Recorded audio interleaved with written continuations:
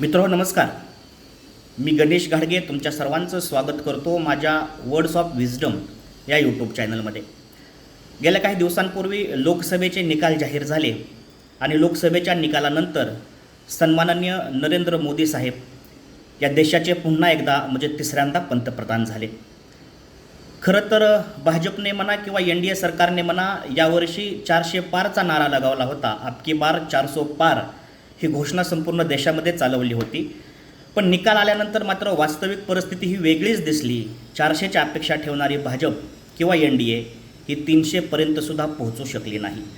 मग भाजपचं स्वप्न हे कोणत्या राज्यांनी भंग केलं तर याच्यामध्ये 2 राज्यांचा सर्वात मोठा वाटा आहे. त्यातलं पहिलं राज्य म्हणजे उत्तर प्रदेश आणि दुसरं राज्य म्हणजे महाराष्ट्र.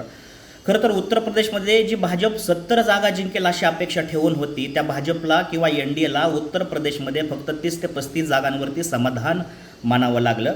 तर दुसरीकडे याच भाजपला महाराष्ट्रामध्ये 48 पैकी 45 जागा जिंकण्याची अपेक्षा होती. आज त्याच महाराष्ट्रामध्ये भाजप म्हणा किंवा महायुती सरकारला म्हणा फक्त 48 पैकी 18 जागांवरती समाधान मानावं लागलं. आणि सगळ्यात महत्त्वाची गोष्ट ही आहे की ज्या ठिकाणी राम मंदिर बनवण्यात आलं त्या उत्तर प्रदेशातल्या अयोध्यामध्ये सुद्धा भाजपचा अतिशय दारुण पराभव झाला. हा पराभव भाजपच्या नक्कीच जिवारी लागणारा पराभव आहे. मग महाराष्ट्रामध्ये 48 पैकी फक्त 18च जागा भाजपच्या किंवा महायुतीच्या का आल्या त्याच्या पाठीमागं अत्यंत महत्त्वाची कारणं आहेत. त्याच्या पाठीमागं अनेक कारणं आहेत. त्या कारणांची चर्चा करण्यासाठी आजचा मी हा व्हिडिओ बनवत आहे.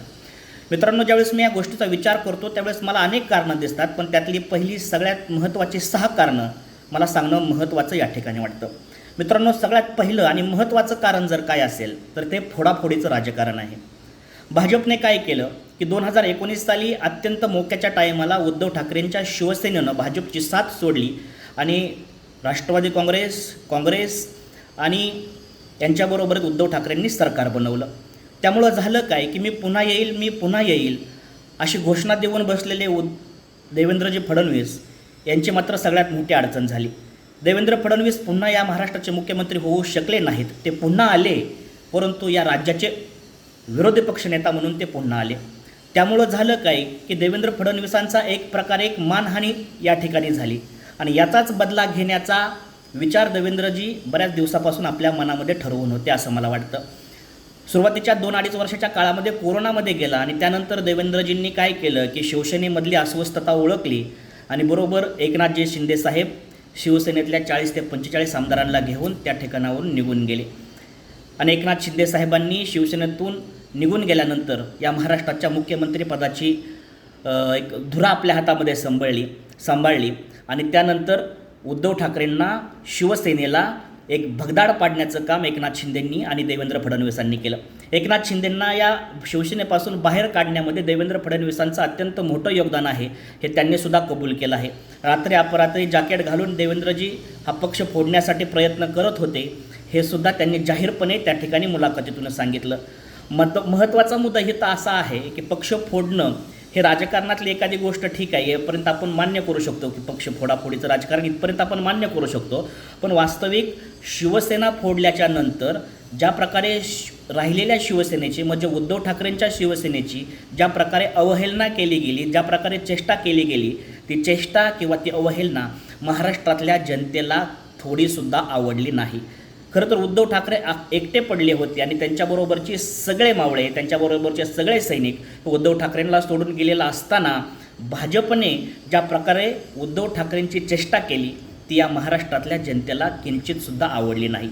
बरं ठीक आहे, शिवसेना फोडली कारण त्यांना राज्यामध्ये सरकार भाजपला आणायचं होतं, इथपर्यंत आपण मान्य करू शकतो. शिवसेना फोडल्यानंतर भाजपला स्पष्ट बहुमत होतं, तरीसुद्धा देवेंद्र फडणवीस साहेबांनी आणि भाजपने काय केलं, राष्ट्रवादीसुद्धा फोडण्याचं काम केलं. खरं तर बघितलं तर त्या ठिकाणी बहुमत असताना राष्ट्रवादी फोडण्याची कोणती आवश्यकता नव्हती, तरीसुद्धा देवेंद्र फडणवीसांनी राष्ट्रवादी फोडण्याचं काम केलं आणि अजित पवार साहेब 40 ते 45 आमदारांना घेऊन एकट्या शरद पवारांना बाजूला सोडून राष्ट्रवादी पक्षापासून निघून गेले. त्यामुळं काय झालं की शरद पवार साहेब एकटे पडले, तिकडं उद्धवसाहेब ठाकरे एकटे पडले आणि एकटे पडल्याच्या नंतर भाजपनं किंवा त्यांच्यासोबत असणाऱ्या पक्षांनी उद्धवसाहेब ठाकरे आणि शरद पवारांची अत्यंत मोठ्या प्रमाणावरती चेष्टा केली, अत्यंत वाईट प्रकारे जाऊन त्यांची चेष्टा केली. म्हणजे सांगायचं झालं तर उद्धव ठाकरेंना शिल्लक सेना म्हणून त्या ठिकाणी उद्धव ठाकरेंची चेष्टा करण्यात आली. त्यानंतर पवारसाहेबांना भटकते आत्मा म्हणून त्या ठिकाणी पवारसाहेबांची सुद्धा चेष्टा करण्यात आली. म्हणजे काय झालं की फोडाफोडीच्या राजकारणामुळं उद्धव ठाकरे एकाकी पडले, शरद पवार एकाकी पडले आणि विरोधी पक्षानं त्यांच्यावरती जी खालच्या स्तरावरती जाऊन त्यांची जी चेष्टा केली ते महाराष्ट्रातल्या जनतेला किंचितसुद्धा आवडले नाही.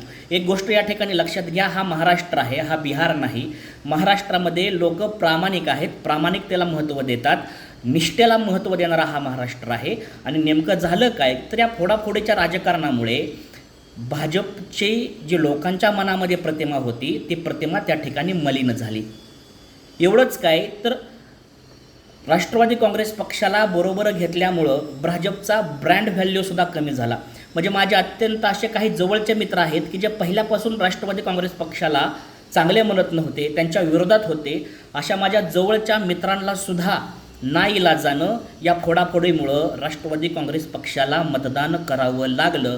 हा भाजपच्या प्रामाणिक कार्यकर्त्यांवरती झालेला अन्याय आहे असं मला वाटतं. एकंदरीत काय तर या फोडाफोडीच्या राजकारणामुळं जो तोटा झाला हा सगळ्यात जास्त तोटा भाजपला आणि पर्यायानं त्यांच्या प्रतिमेला झाला. हे झालं त्यांचं पहिलं कारण. दुसरं कारण जे मला अतिशय महत्त्वाचं वाटतं की दुसरं कारण भाजपने प्रवक्त्यांची एक टीम किंवा भाजपने माध्यमांशी बोलणारी एक टीम जी तयार केली होती, जी समोर 7-8 लोक जी नेहमी माध्यमांशी बोलत होती ती अतिशय बेजबाबदारपणे बोलत होती. उदाहरणच जर सांगायचं झालं तर ज्यावेळेस उद्धव ठाकरेंची संपूर्ण सेना फुटली, उद्धव ठाकरे एकाकी पडले, त्यावेळेस या भाजपच्या अनेक लोकांनी उद्धव ठाकरेंवरती खालच्या स्तरावरती जाऊन टीका केली. उदाहरणार्थ ज्यावेळेस शिवसेना फुटली त्यावेळेस नितेश राणे संपूर्ण मीडियाच्या समोर ज्या प्रकारे उद्धव ठाकरेंवरती हसत होते ते महाराष्ट्रातल्या जनतेला किंचितसुद्धा आवडलं नाही. अजितदादा पवारसाहेबांना सोडून गेल्यानंतर आदरणीय मोदी साहेबांनी पवारसाहेबांना जी भटकत्या आत्मा म्हणून उल्लेख केला ते महाराष्ट्रातल्या जनतेला किंचितसुद्धा आवडलं नाही.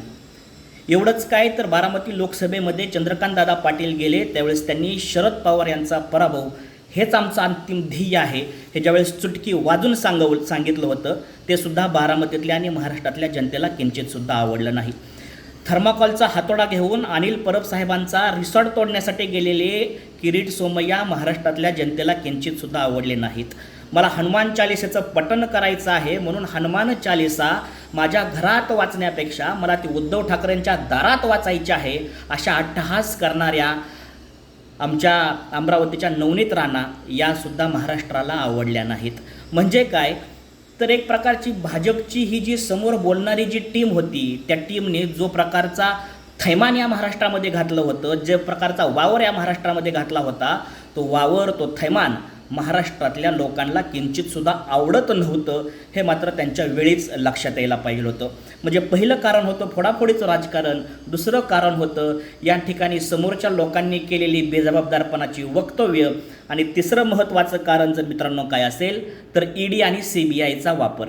ईडी आणि CBI यांसारख्या सरकारी संस्था ग्रामीण भागातल्या लोकांना किंबहुना बऱ्याच लोकांना माहीतसुद्धा नव्हत्या, पण भाजपमध्ये या सरकारी संस्थांचा इतक्या मोठ्या प्रमाणात वापर झाला की म्हणजे एखादा माणूस जर भाजपच्या विरोधामध्ये बोलायला लागला तर त्याचा वापर हा भाजपने आपल्याकडे खेचून आणण्यासाठी केला. म्हणजे काय तर किरीट सोमय्यासारखा अमराठी माणूस हा फक्त तेवढ्याच कामावरती ठेवला होता की आज तू एखादा बकरा पकडायचा आणि त्या बकऱ्यावरती तू भ्रष्टाचाराचे आरोप करायचे, त्याच्या पाठीमागे ईडी लावायची आणि एकदा का तो थकून गेला की त्याला भाजपमध्ये घ्यायचं आणि स्वच्छ करून टाकायचं. उदाहरणच घ्यायचं झालं तर रवींद्र वायकर सारखी माणसं, अत्यंत निष्ठावंत शिवसेनेची माणसं यांनासुद्धा या ईडी पाठीमागं लावण्यात आली आणि शेवटी त्यांच्यावरती अशी परिस्थिती निर्माण केली, एकतर तू तुरुंगात जा नाहीतर तो भाजपमध्ये, अशा प्रकारची अवस्था त्यांची तयार केली. त्यामुळं काय झालं तर या महाराष्ट्रातल्या जनतेमध्ये एक अस्वस्थता पसरली, एक नाराजीचा सूर या महाराष्ट्रातल्या जनतेमध्ये पसरला गेला. म्हणजे इथल्या लोकांना कळून चुकलं की जो भाजपच्या विरोधामध्ये बोलतो आहे त्याच्या पाठीमागे ईडी लावायची आणि त्याला भाजपमध्ये घ्यायचं, हे नवीन सूत्र भाजपने आणलं हे महाराष्ट्रातल्या लोकांना कळून चुकलं आणि त्यांना ते किंचितसुद्धा आवडलं नाही. विशेषतः किरीट सोमय्या चॅनलवरती TV वरती येऊन जो थैमान घालत होते त्याची चीड महाराष्ट्रातल्या जनतेला येत होती, हे तुम्हाला आणि आम्हाला नाकारून जमणार नाही. चौथं सगळ्यात महत्त्वाचं कारण जर काय असेल तर संविधान बदलण्याची भाषा. मोदी साहेबांना 400 पार हा आकडा कशासाठी हवा आहे, तर आम्हाला संविधानामध्ये बदल करायचा आहे, अशा प्रकारची उघड वक्तव्य देशातल्या अनेक खासदारांनी केली होती. त्यामुळं संविधान बदलणार असा एक मेसेज या महाराष्ट्रातल्या लोकांमध्ये गेला. त्यामुळं सुद्धा त्याचा फटका भारतीय जनता पार्टीला किंवा महायुतीला बसला. हे झालं चौथं कारण. आणि पाचवं कारण हे मला वाटतं मराठा आरक्षण. मनोज जरांगे ज्यावेळेस संपूर्ण मराठा समाजातल्या लोकांना घेऊन मुंबईच्या दिशेने चालले होते, त्यावेळेस त्यांना नवी मुंबईमध्ये अडवलं आणि नवी मुंबईमध्येच अडवून तुमच्या सगळ्या मागण्या मला मान्य आहेत अशा प्रकारचा आवेश, अशा प्रकारचा एक भावना आमच्या मुख्यमंत्री एकनाथ शिंदे साहेबांनी दाखवली आणि त्या ठिकाणी गुलाल उधळण्यात आला. पण मित्रांनो, झालं काय की ज्यावेळेस मनोज जरांगे मुंबईवरून पुन्हा एकदा घरी आले, त्यानंतर मात्र एकनाथ शिंदे साहेबांची भाषा बदलली आणि जो गुलाल एकनाथ शिंदे साहेबांनी मनोज जरांगेंना लावला होता, त्या गुलालाचा अपमान करण्याचं काम केलं.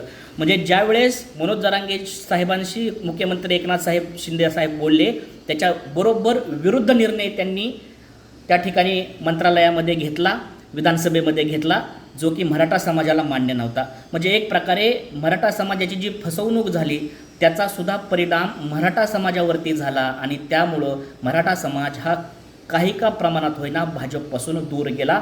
हे पाचवं सगळ्यात महत्त्वाचं कारण. आणि सहावं सगळ्यात महत्त्वाचं कारण मित्रांनो, उद्धव ठाकरे एकाकी पडले, शरद पवार एकाकी पडले आणि यामुळं काय झालं की यांना एक महाराष्ट्रामध्ये अत्यंत मोठ्या प्रकारची सहानुभूती मिळाली. आणि शरद पवार साहेब तर आपल्याला माहीतच आहेत, जब जब बिखरा हो तब तब दुगनी रफ्तार से निकरा हो, या विचारानं शरद पवार महाराष्ट्रभर फिरवू लागले. महाराष्ट्र त्यांनी पिंजून काढला आणि एक प्रकारे नवीन पोरांना, म्हणजे उदाहरण द्यायचं झालं तर भास्कर बगरे नावाचे एक सामान्य गुरुजी आहेत, ती गुरुजी कोणाला माहीतसुद्धा नव्हते, त्यांना खासदार बनवण्याचं काम पवारसाहेबांनी केलं. अमर काळे नावाचे माणूस यांना खासदार बनवण्याचं काम आमच्या शरद पवार साहेबांनी केलं.